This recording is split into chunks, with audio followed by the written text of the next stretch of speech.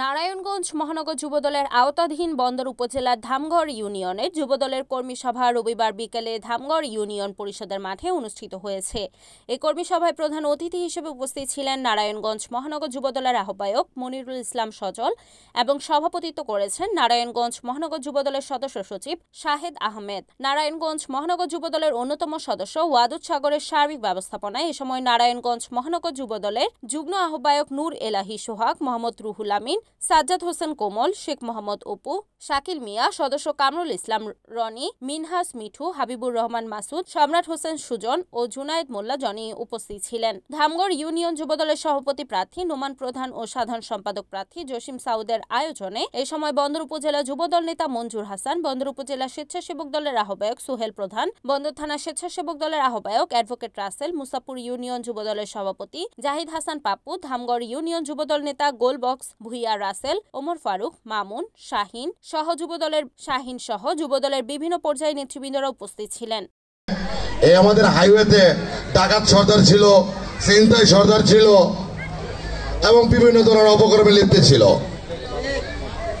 সত্যি না মিথ্যা?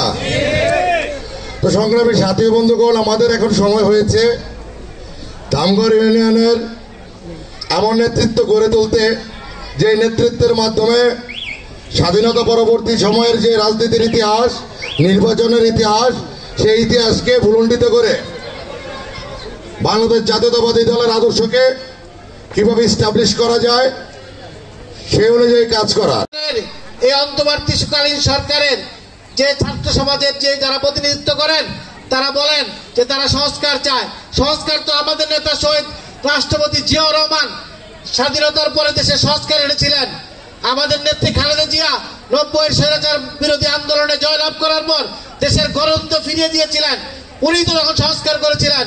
আমাদের নেতা তারেক রহমান 15.5 বছরের লন্ডনে চিকিৎসাধীন থাকাকালীন সময় বিভিন্ন রকমের রাষ্ট্র ক্ষমতা কিভাবে আগামী দিনে পরিচালনা হলে, কিভাবে কি করলে এদেশের জনগণ লাভবান হবে, কিভাবে কি করলে এদেশের কোন সরকার ফ্যাসিবাদী শক্তির মতো উত্থান হতে না পারে, শেখ হাসিনার মতো গুম খুন করে হত্যা করে মানুষকে হত্যা করে ক্ষমতায় চিরস্থায়ী টিকে থাকার যে রিপোর্ট মেহেদি হাসান প্রান্ত, NEN TV, নারায়ণগঞ্জ।